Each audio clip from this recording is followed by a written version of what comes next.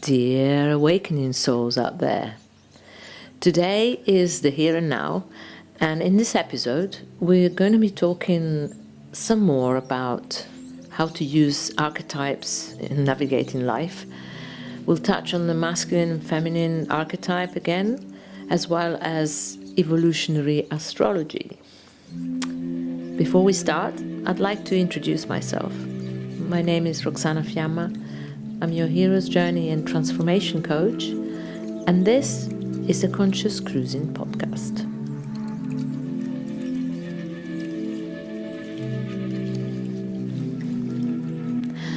If you find the content of this episode interesting, if you have any questions, or if you just wish to support this, please like the video and share it. And subscribe to the channel to help it grow into a community of awakened individuals, all living with the same goal in mind: freedom and personal sovereignty. When you realize that everything in life is energy, you start hearing and seeing messages and interpreting messages from your environment. Every element in existence is an expression of consciousness. Forget what you've been taught in school, which is training ground for mental slavery. Imagine instead that you have graduated to a new, more prestigious school, the school of nature, of the cosmos, of Mother Earth, and all living sentient beings that populate this planet and all that is. And yes, that includes rocks and trees and all the things that you were led to believe don't have any consciousness and exist only to serve you. If you find it difficult to believe that, I understand. You've been tricked.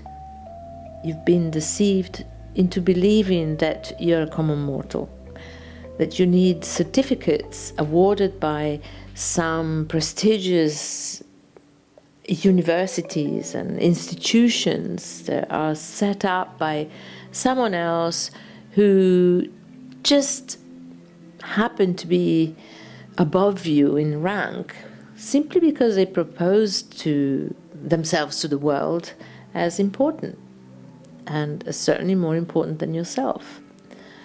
You've been deceived into believing that you need a pill to take the pain away, that you don't have the power to change things, or rather, the power to create. You've been trained to doubt yourself, to play it small, very small, to criticize your action and feelings that don't conform to a certain standard. You've been kept in the dark about the true nature of life and of your existence. Don't get stuck in a belief or an idea. What if there is a bigger truth in a subsequent idea? Maybe the new idea doesn't ring so logical to you, but is that true? Maybe it's challenging your way of thinking, your way of being brainwashed.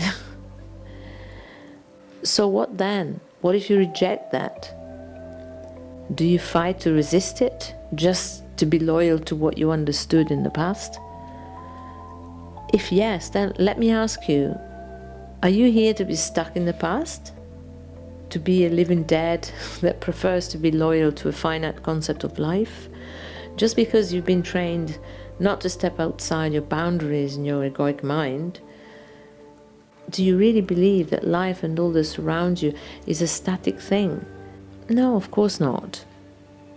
And so, if you're willing to give the benefit of the doubt and are prepared to listen, to welcome new concepts, new messages, new way of communication and learning, then you can start with a bridge, a conceptual bridge that will carry you over the threshold of ignorance.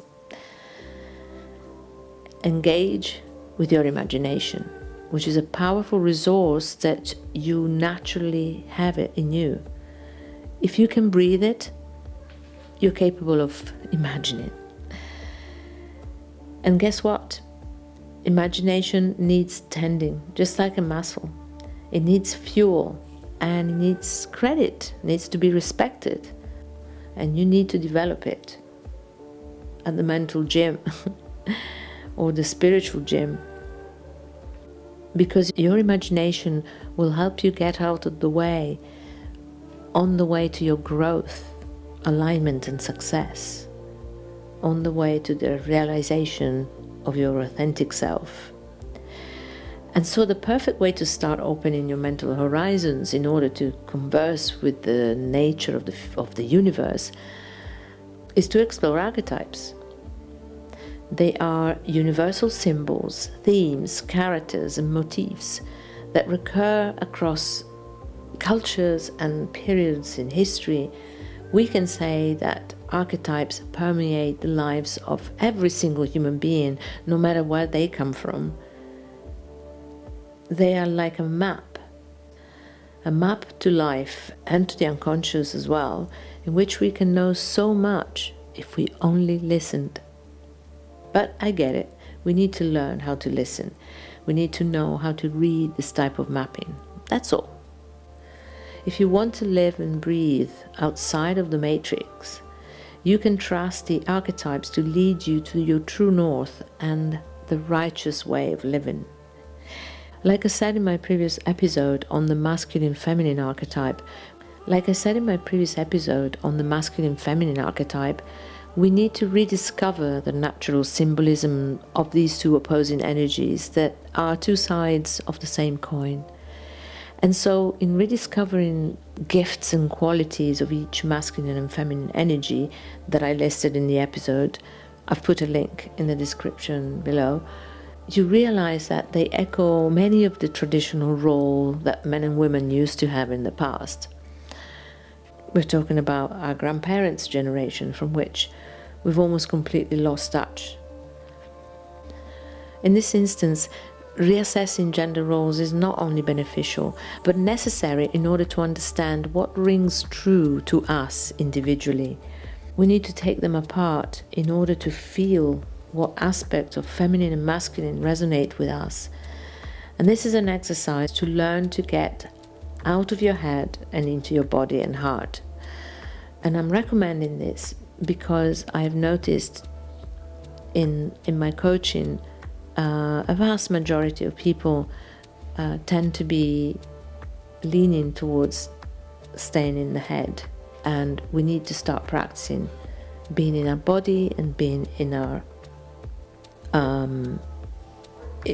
heart. Let me just underline your body. Your body is an essential living entity in your life. Agreed? Kind of obvious statement, but it's not always obvious. But that is you.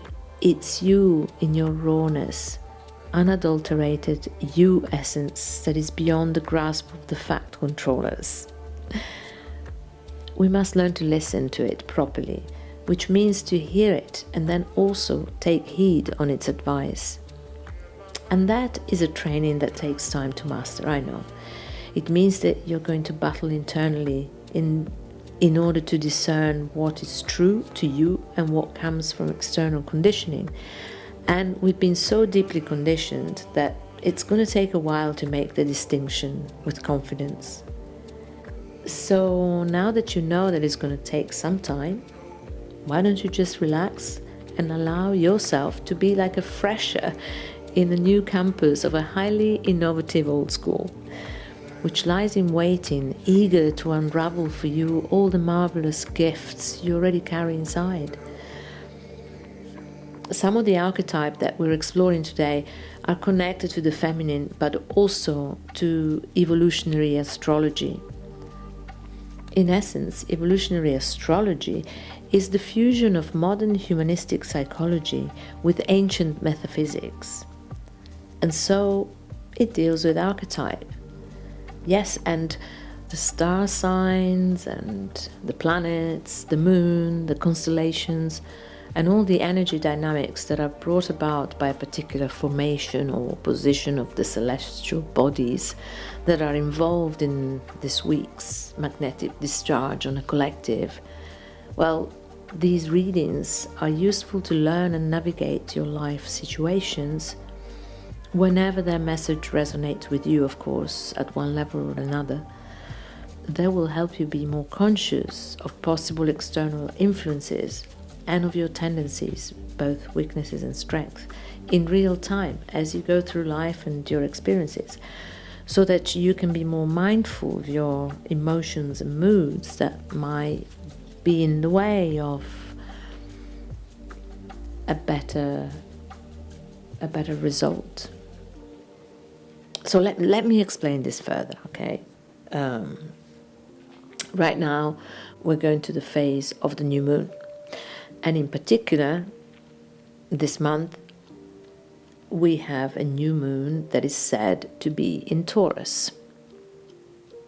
When you discover the symbolism of the Taurus sign, you can interpret correctly what your environment of which you are part is telling you about this energy dynamics at this particular moment in time that influences the whole field, the collective, and what it may mean for you.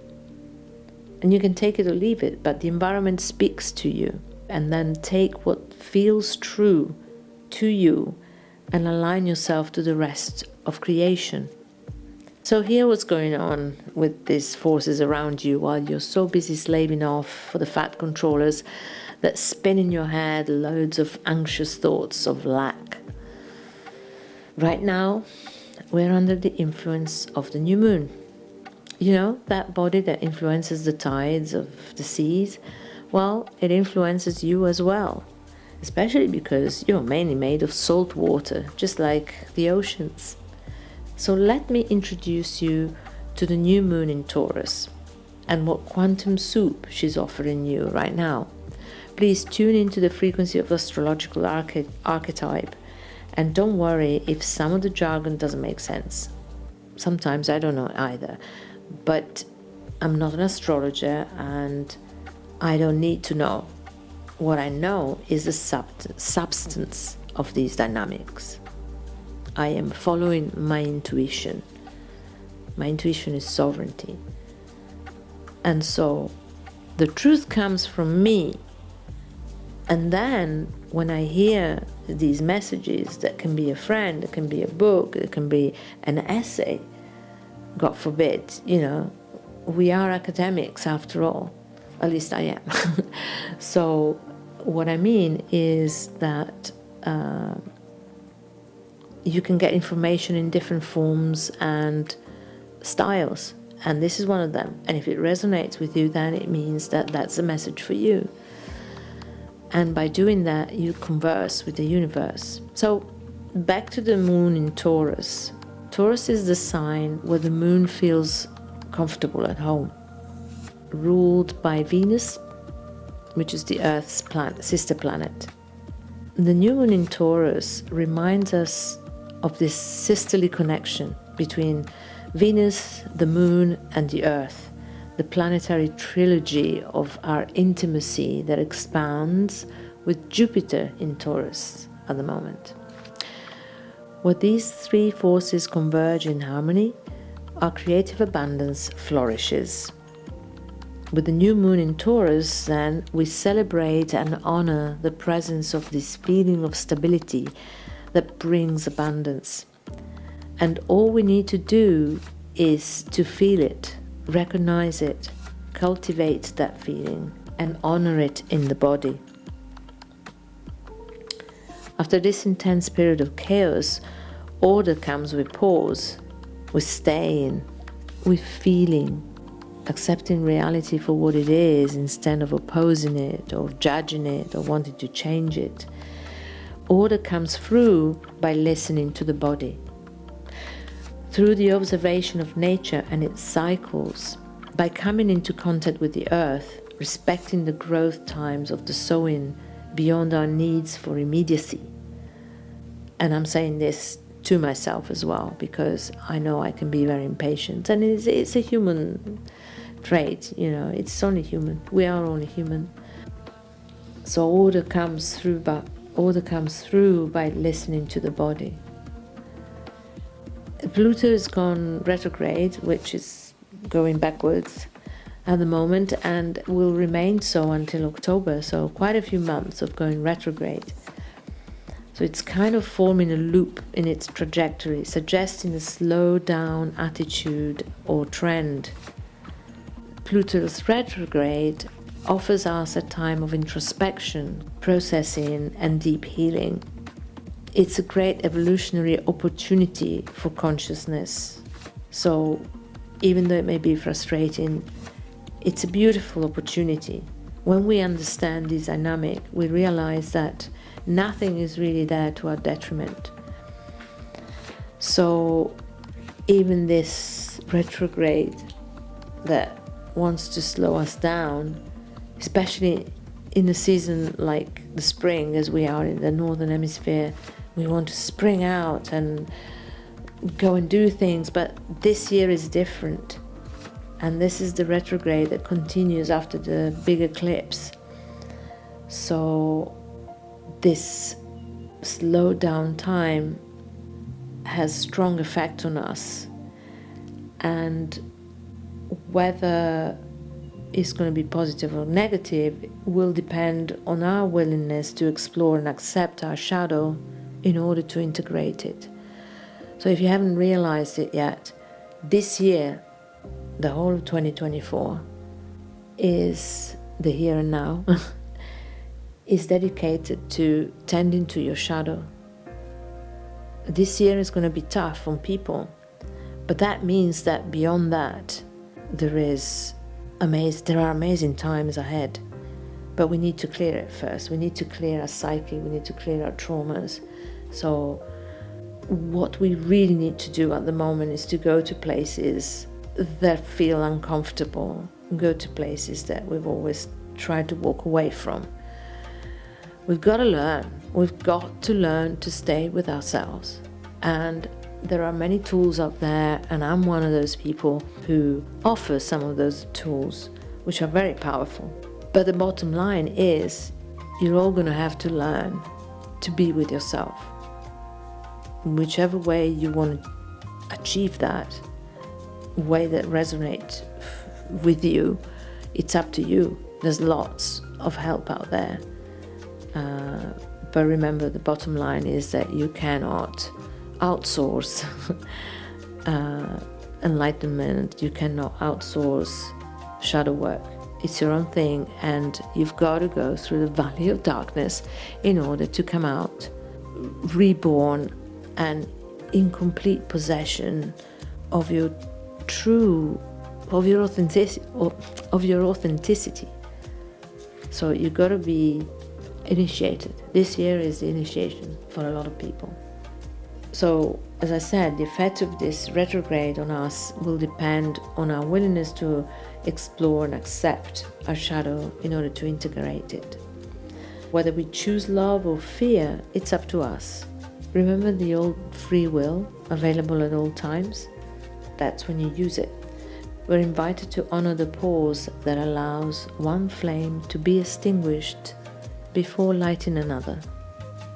This new moon invites us to take this moment of pause to open an intimate space in which to connect and honor our deep feelings.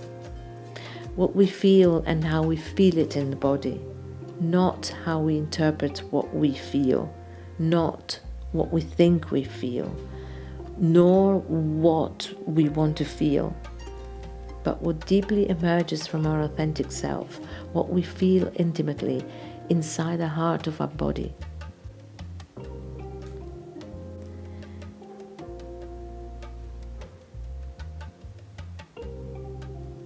To be natural means to be less in form and more in substance, in the truth of being. Less focus on the destination and more on enjoying the journey. Less for duty and more for being. This is the organic medicine that Taurus brings us. If you want to heed this call, heed it. If not, you're free to walk away, and you will probably feel that maybe if you actually follow this advice, you will feel better. But walking away is just the same. It's just as valuable, because you need to learn it and test it in your own body, because you are the authority. So you can't do what somebody else is telling you. If you don't feel called to this, then don't do it. But if you have the willingness to, maybe even after you walk away, you think, but I'm really stressed, and if I do this, and I know I planted a lot of seeds and nothing is happening, but hey, the moon in Taurus is actually saying, chill out for a bit. Don't just think about the destination. Now it's time to relax. Think about the earth, connect with the earth, and remember how abundant it is. And also remember how long it takes to germinate, for a seed to germinate. You need to give it time. So the new moon in Taurus is a reminder of the importance of gratitude as a ritual. Magic happens when you give thanks, when you appreciate, when you cultivate pleasure, when you have faith in yourself and in life. It's time to sow what we want to see grow in our gardens in 6 months' time. Prepare all the seed you can smell and embody. I'll give you an exercise. Make a list of everything you value around you that you want to grow and nurture. To attract abundance in your life, start by valuing what you have. Taurus is also the sign of self-love. So pay attention to where you are placing your worth and your emotions or beliefs, conscious or hidden, that limit you in deserving. Engage in jobs or activity that can increase and nurture your self-love. Make a list of everything you appreciate about yourself. Give yourself value. In this value, there is everything you need to be happy and to live your magical life. When you value what you have in the present, life becomes a celebration. And if you think about it, whether you're religious or not, if you read scriptures, whether it's Bible or the Quran or sutras, there's a lot of praise and celebration, praise of the beauty of the creation, more than anything else. True prayer is not about, please God help me, and just appeal to some kind of external agency that is supposed to save the day for you. No, true prayer is simply to put intentions, making the intentions to better your life, but to also wish it for the good of the whole, and then you praise the creation, you praise the extraordinarity, the extraordinary nature of the creation. So yeah, give yourself value, and in this value you will find that there's everything you need to be happy and live your magical life. Taurus is sensual, and near Venus, its sensuality increases. See, interdependence of celestial bodies. Like all things, we're all interdependent. We're co-creating. Venus is the natural ruler of Taurus, so her energy is very strong these days. On this new moon, we honor pleasure and love, beauty embodied. Venus represents everything that brings pleasure and beauty to our lives. And Jupiter is the planet of expansion and abundance, the planet of luck. So all we have to do to feel this vibration is to inhale it, breathe it, embody it, and feel worthy of receiving and expressing it. Venus draws to her. Venus and Jupiter together manifest abundance.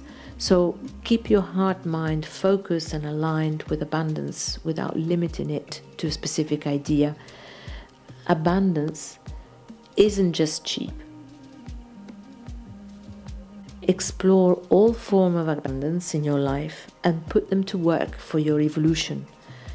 This time invites you to take time to honor the sacred in matter. hug the trees, stand barefooted on the ground, smell the flowers, touch the earth, dance, cook, paint, shape the clay, dedicate yourself to the art of massage, make love with your partner and with the whole of life in all its manifestations. Notice that all of these activities have to do with hand-eye coordination, and this is not by accident, because it enhances your mental capacity, your physical capacity, physical independence, and it relaxes you, basically. It reconnects you, especially in our day and age where we're always at the computer. So do these activities, connect with nature, ground yourself. If you're not a tree hugger, don't worry, just do other things. Smell the flowers. Anyway, in this lunar cycle, we present ourselves before the earth, offering it our gifts. And before Venus, before life, we present ourselves in our authenticity and offer our body. To sow our desire for enjoyment and pleasure is to sow life in the heart of the earth, which is our body, in this physical world. I wish you to look at yourself and see yourself, to feel and appreciate your worth, to experience that you can step out of duty and into pleasure, to enjoy the journey. Be present in your body, become an organic part of life, of the life that you're embodying, and open yourself to receiving. And this reminds me of this thought that I had a while ago about the two sides of receiving and accepting. So if we accept the here and now, what's happening, and instead of feeling frustrated because we're impatient, we accept discomfort so that we can receive afterwards the pleasure that goes with it. Magic is the art of aligning with life. I want to conclude with an initiation for this new moon, and I hope you'll take it with you. I see a fertile opportunity in everything that comes my way. I become humus, earth, compost. I am worthy to receive in abundance all that is aligned with my highest good and highest destiny. I invite you to try it, to follow this and be patient, and by actually enjoying the journey, learning with this understanding that patience might not even be required because you won't need patience. You will realize that there's no need for patience. You can just slow down and smell the roses, go retrograde a little bit as well. If you found this useful, please like the video, share it with others, and subscribe to the channel to help it grow into a community of awakened individuals, all living with the same goal in mind: freedom and personal sovereignty. Now is the time to step outside our boxes and just connect with like-minded people to share our insights and curiosity. If you want to know more or have a comment about this episode, why not reach out and connect with me? I'd love to hear from you. My name is Roxana Fiamma. I'm your hero's journey and transformation coach, and this was the Conscious Cruising Podcast.